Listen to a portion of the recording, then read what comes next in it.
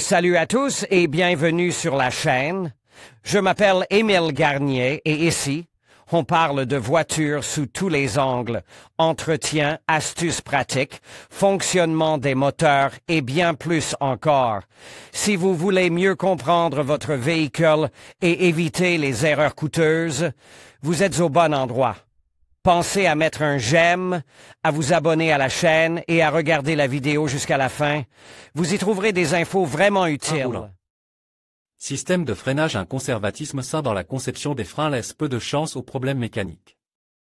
Les étriers conventionnels à un piston à l'avant et à l'arrière ont une bonne durée de vie. Le système de frein de stationnement est assuré par un frein à tambour place à l'intérieur du disque de frein arrière. Ce système est aussi fiable que possible, si ce n'est qu'il n'est pas utile de freiner régulièrement lors des déplacements, la ressource en plaquette étant faible. Mais presque personne ne dérivera sur une Jaguar XJ. On ne se plaint généralement pas de l'efficacité du système de freinage, les grands disques de 325 mm à l'avant assurant à la voiture, qui n'est pas trop lourde, une dynamique de freinage adéquate. Sur les voitures à compresseur, l'épaisseur des disques peut atteindre 32 mm, de sorte qu'il est difficile de les surchauffer en dehors de la piste de course. Pour ceux qui n'ont pas assez de disques en fonte ordinaire, il existe des réglages officiels sous la forme de divers jeux de disques, perforés et même de disques en céramique. Les inconvénients, les prix des pièces d'origine sont très élevés, 125 000 roubles pour de simples disques, c'est évidemment exagéré. Et les plaquettes coûtent 50 000 roubles également. Mais les pièces non originales coûtent le même prix que sur d'autres modèles dotés du même système de freinage. Le bloc ABS, malheureusement, n'est pas une réussite. C'est à cette époque que Bosch a produit des modèles qui n'étaient pas les meilleurs. Les pannes du système dû aux soudures sont fréquentes. Heureusement, il est possible d'y remédier, l'essentiel étant que le travail soit effectué par un spécialiste qui connaît les particularités de la restauration de telles cartes. Il convient également de surveiller l'état des tuyaux et des flexibles de frein, la corrosion des tuyaux est fréquentée. Piste prix d'origine, prix de la piste non originale, prix de la piste non d'origine, deux systèmes DE freinage plaquettes de frein avant. 19 783 TRW 4 983 ROT 11 548 plaquettes de frein arrière 19 764 TRW 2322 Pagide 8463 disques de frein avant 325 x 28 36 953 TRW 5636 Girlin 5348 disques de frein arrière 305 x 20 99 418 AT 7565 Bosch 5738 Les suspensions sont d'une conception assez originale. En même temps, la facilité d'entretien en général est agréable, toutes les rotules sont démontables, sauf une, le bras inférieur arrière de la suspension avant et même celle-là, on a appris à la restaurer il y a longtemps. À l'avant, les leviers sont plutôt fins et coûteux, il y a beaucoup d'éléments remplaquables, et ils ne sont pas bon marche, il y a franchement peu de pièces de rechange. La conception de la suspension arrière est un peu choquante. L'entraînement est utilisé comme levier supérieur, et au lieu de l'articulation externe inférieure, il y a une paire de roulements à rouleau de chaque côté. Comme l'actionneur et le bras de suspension, il se présente sous la forme d'un arbre de transmission rigide avec deux traverses. Si vous avez sous-estimé la remarque sur les prix, voici quelques exemples. L'entraînement complet coûte 400 000 roubles. Le prix de chacun des deux leviers inférieurs avant varie de 40 à 56 000 roubles, les tirants à billes d'origine coûtent 18 000 roubles. Les Silent Blocks coûtent 4 à 5 roubles chacun. Le levier avant supérieur coûte à partir de 130 000 roubles. Chacun des 4 roulements à rouleau coûte 5 000 roubles. En général, même un amateur du modèle peut avoir du mal à effectuer une réparation complète en cas d'usure importante ou de dommages consécutifs à un accident. Et puis il y a les systèmes qui augmentent le prix des amortisseurs. Le système 4 consiste à équiper les amortisseurs d'un fluide magnétorésistif. Si vous avez des jambes de force verte, c'est ça. Curieusement, le système 4 est assez fiable si le câblage est soigne. Les soupapes des amortisseurs qui en sont équipés ont peut-être un peu moins de ressources que les soupapes habituelles, mais à plus de 200 000 km, elles peuvent encore être réparées. La suspension arrière d'une Jaguar peut être équipée d'amortisseurs à pompage automatique, coûteux et assez fiables. Il est dommage qu'il ne soit pas compatible en dimension avec les Volvo Nivoma et qu'il coûte également très cher, à partir de 60 000 roubles pour un amortisseur. Contrôle de la direction. Le système de direction est ici une crémaillère conventionnelle et un GUR paramétrique, tout est aussi simple que possible. Mais la pompe est de conception originale et coûte 130 000 roubles. La crémaillère n'est pas très bien située, et si les couvercles anti-poussière sont légèrement endommagés, il y a des risques d'infiltration d'eau et de corrosion. Le prix d'un nouvel appareil est d'au moins 400 000 roubles, et peut parfois atteindre 1 million, en fonction de la cupidité des vendeurs et des conditions de livraison.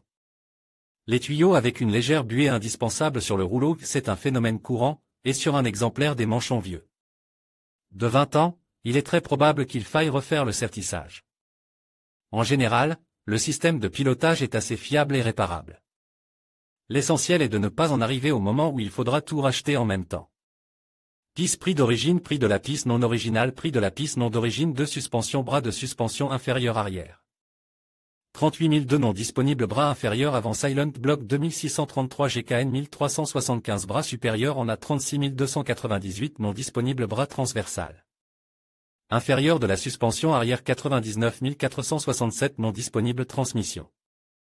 Problème courant, la conception spécifique de l'essieu arrière et de la boîte de vitesse pose un peu plus de problèmes d'entretien que d'habitude. Les traverses de l'arbre de transmission requièrent de l'attention, de même que les roulements et le carter d'engrenage principal, qui sont soumis à des charges très élevées. En même temps, l'alignement doit être parfait. Tout petit silent bloc du sous-châssis arrière peut provoquer des vibrations sous charge difficiles à diagnostiquer. Boîtes automatiques, toutes les boîtes sont nos bonnes vieilles amies. Les boîtes ZF5HP24 et Mercedes 722.6 sont considérées comme les plus fiables, à peu près au même niveau que les anciennes boîtes automatiques longitudinales à 4 vitesses et 1. Avec des kilométrages réels allant jusqu'à 200 000 km, ces transmissions automatiques sont presque certainement utilisables. Même avec des moteurs puissants. On ne sait pas très bien pourquoi le moteur du compresseur a reçu la boîte Mercedes. Après tout, la 5HP24 supporte un couple nominal de 490 Nm, et la modification 5HP24 a digéré cette Sense Nm sur l'Audi à moteur 6,0. En outre, ZF a son plus proche parent, le 5HP30, qui supporte encore plus de Newton.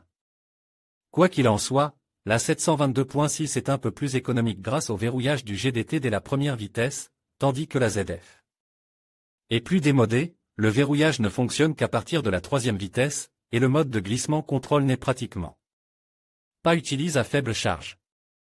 La boîte de vitesse Mercedes est plus volumineuse, elle présente une conception complexe du bloc hydraulique avec des amplificateurs de signaux hydrauliques et une partie mécanique moins compacte, et elle est en général plus conservatrice. Bien que les boîtes ZF de cette génération soient presque éternelles, elles ont aussi des points faibles. À partir de 200 km, le verrou bagel s'use, ce qui signifie que la contamination de l'huile augmente, que la dynamique de la voiture se détériore et que la consommation s'accroît. Parallèlement, des problèmes de solénoïdes peuvent survenir. Mais l'endroit vraiment vulnérable est différent, les roulements A et B du moyeu des roulements à rouleau de butée ne sont pas suffisamment lubrifiés et s'usent. Il y a deux conséquences, les rouleaux peuvent tomber et créer un Stalingrad dans la boîte, mais le plus souvent, c'est le jeu des arbres A et B l'un par rapport à l'autre qui apparaît en premier, et les tambours A et B commencent à être en dommage. Le joint d'étanchéité du côte de l'arbre et le piston du tambour A sont en dommage, la pression de compression dans son paquet diminue et il commence à brûler. Le paquet A présente déjà une perte de pression due au jeu de l'arbre et à l'endommagement du piston, et l'unité est toujours très lourdement chargée, ce n'est pas pour rien qu'il y a autant de friction à l'intérieur. Le deuxième problème grave est la faiblesse du carter du tambour A. Il arrache le point de fixation de l'arbre. Il arrache l'endroit où est fixée la bague de verrouillage, et le paquet A brûle complètement. En même temps, la douille de frein D se brise généralement, ce qui a pour effet de faire glisser l'engrenage arrière de la boîte. La boîte ne brûle complètement que si elle n'a pas été envoyée en réparation, mais qu'elle a été accélérée. Tous les problèmes sont aggravés par la défaillance de la régulation de la pression de travail, le solénoïde et le piston du régulateur se bloquent. Parmi les petites choses, la rupture de l'embrayage à roue libre, à cause de laquelle la première vitesse est perdue. C'est presque imperceptible, mais en ville la consommation augmente et la dynamique se détériore un peu, et la boîte commence à chauffer davantage. Avec un kilométrage supérieur à 400 000, il y a souvent une usure des deux bagues et de la pompe de la boîte, surtout si l'on la roule longtemps avec de l'huile sale, en ignorant les vibrations. De plus, dans les boîtes anciennes et particulièrement surchauffées, l'une des pièces du boîtier hydraulique se casse, et l'usure des canaux de la plaque n'est pas annulée, si l'huile n'a été changée que rarement. En général, la conception présente une excellente réparabilité, seul le tambour devra être remplacé par un tambour neuf ou par un insert de réparation. Lors de l'assemblage, de nouvelles bagues d'écartement sont nécessaires, il ne sera pas possible de régler les jeux de fonctionnement.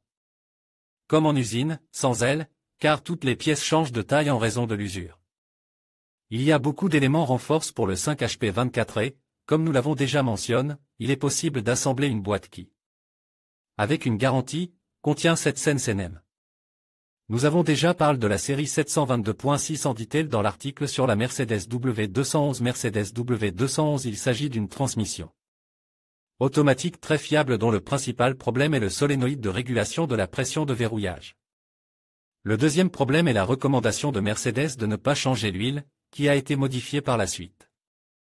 Mais les propriétaires s'entêtent à rouler avec l'ancienne, car l'huile d'origine est assez chère. Mercedes a été l'une des premières à augmenter fortement le prix de ce consommable. Ce qui est dommage, c'est que le prix des bons substituts avec la tolérance MB a récemment commencé à partir de 200 roubles par litre. Et, en fait, il n'y avait pas de problème avec le remplacement fréquent des fluides. Mais les mauvaises recommandations et l'appât du gain ont eu raison d'un grand nombre de boîtes de ce type. Le problème de la bague de tambour K2 a totalement affecté les boîtes qui ont été montées sur Jaguar, de sorte que de nombreuses transmissions automatiques ont déjà été reconstruites, et pas une seule fois. Et il est difficile de prévoir ce qu'il y aura à l'intérieur. Moteur. Problème courant, tous les moteurs de la série AJ V8 peuvent être considérés comme des versions bêta. Le nombre d'éléments franchement brut comprend tous les tuyaux du système de refroidissement, la pompe, la plupart des pièces de distribution et l'ensemble du système de contrôle de l'injection. Les moteurs sont saufs par une grande réserve de performance du système de refroidissement et une conception très condensée de l'ensemble de la partie mécanique. Ce n'est pas pour rien qu'ils sont si facilement force.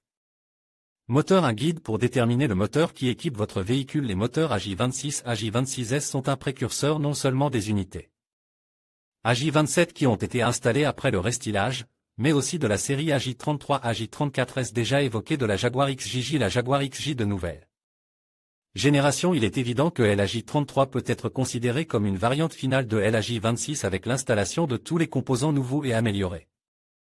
La version originale avait deux options de cylindrée, 3,2 et 4 litres, ainsi qu'une version de ce même 4 litres avec un compresseur. Leur puissance était respectivement de 243, 294 et 375 chevaux. Curieusement, les moteurs 3.2 ont le même calage que les moteurs à compresseur, sans régulateur de phase sur l'arbre d'admission. Le système de contrôle d'anseau est assez inhabituel pour nous, mais il n'y a pratiquement aucune réclamation à ce sujet. Bien que les capteurs et le câblage soient l'une des principales causes de défaillance. Le bloc cylindre est en aluminium, les chemises sont en Icasil, ne pas confondre avec l'alusil. Théoriquement, il s'agit d'un revêtement éternel sous conditions, extrêmement dur, qui ne craint que les cassures et les acides. La distribution est à chaîne, dans les moteurs atmosphériques 4,0, avec un régulateur à 2 étages sur les arbres d'admission. Les moteurs AJ26, AJ26S sont apparus en 1996 sur les Jaguar XK120, mais dès 1998, ils ont commencé à être remplacés par des unités AJ27 pour plusieurs raisons.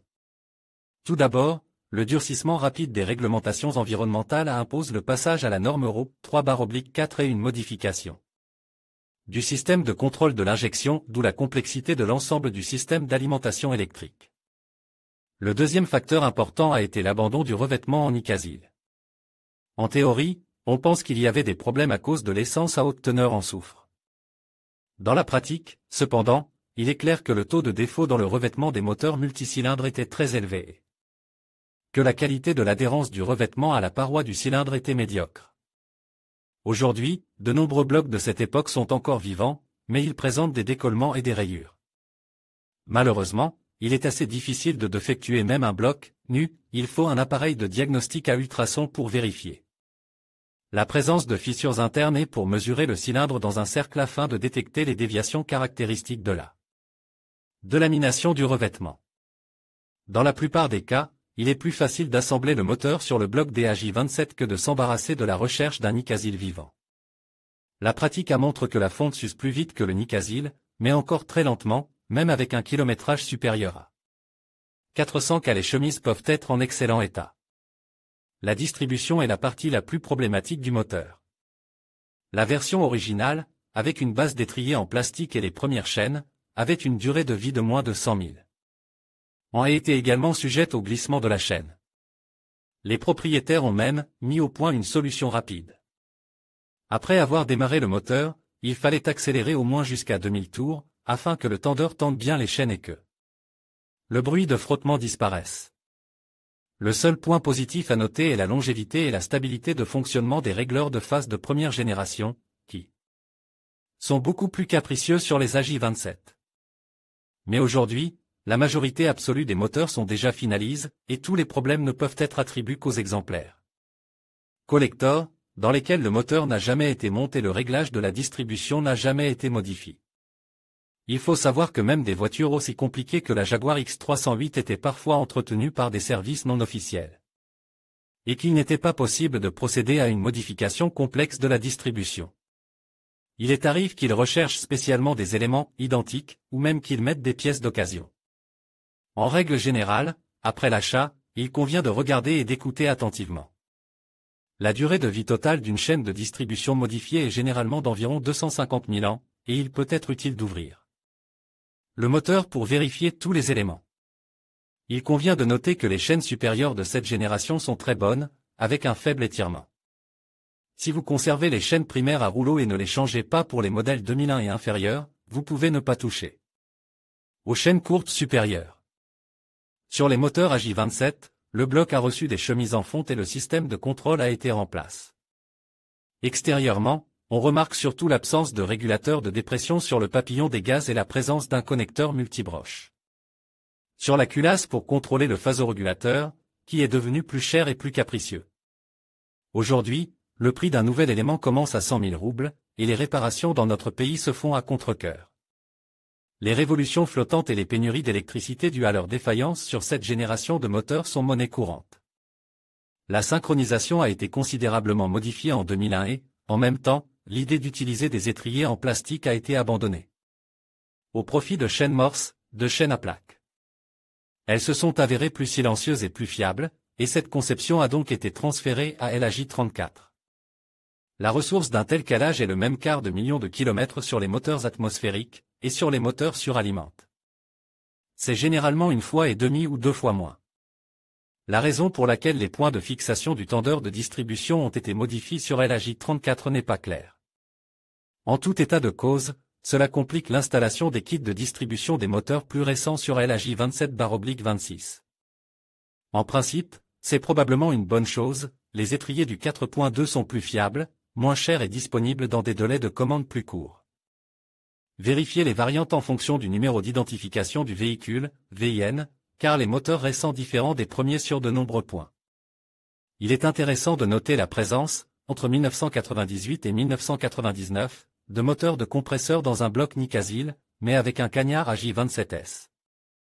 Dans ce cas, il est possible de comprendre quel type de moteur est installé uniquement grâce au numéro de l'unité. Un paragraphe distinct devrait être consacré à la pompe des moteurs. Les pompes d'origine ont été modernisées à plusieurs reprises et leur conception a été modifiée environ 5 fois. En conséquence, il existe des pompes pour différents types de joints, il est nécessaire de sélectionner l'unité sous le bloc cylindre par le numéro d'identification du moteur. Il existe des différences de performance et de durabilité, les premiers ensembles sont réputés pour la faible durée de vie des roulements et des joints. Les pompes non originales sont souvent universelles et, curieusement, plus durables. Les tuyaux de refroidissement sont pour la plupart encore en métal, mais les montages et les joints d'étanchéité mal conçus posent quelques problèmes. L'event du réservoir a un te malheureux sous le capot, ce qui entraîne une aspiration et un excès de saleté dans le moteur. Sur les moteurs AJ26S-27S, le compresseur est équipé d'un refroidisseur de liquide, dont la pompe électrique est un élément important. En règle générale, elle doit être remplacée tous les 5 ans et, sur une grande partie des véhicules, elle ne fonctionne plus depuis longtemps. Elle n'est vérifiée qu'à l'aide d'un scanner, en contrôlant la température à l'entrée. Non seulement la pompe elle-même, mais aussi son câblage sont souvent défectueux. Malgré un certain nombre de défauts mineurs, les moteurs de cette Jaguar sont étonnamment robustes, et si les problèmes sont résolus. Attends, ils feront le bonheur de la ressource. Même celui de Nicasil avec un compresseur. Piste prix d'origine, prix de la non-origine, prix de la piste non d'origine, 2 moteurs radiateur 3.2/4.0 176 763 NRF 26 642 SAT. 14 365 chaînes primaires jusqu'en 2001 21 164 Daiko 2960 SWAG 8845 tendeurs de chaînes de distribution 15 230 non disponibles dispositifs de réglage de la chaîne principale et de la chaîne inférieure 21 274 non disponibles réglage de la phase d'admission à 26 114 271 non disponible pompe à 3.2/4.0 111 205 non disponible à prendre ou à ne pas prendre. La Jaguar XJ est bien roulante, et même son groupe motopropulseur et ses suspensions sont durables, bien que nécessitant des coûts d'entretien accrus. Dommage pour la carrosserie, contre-indiquée par notre climat.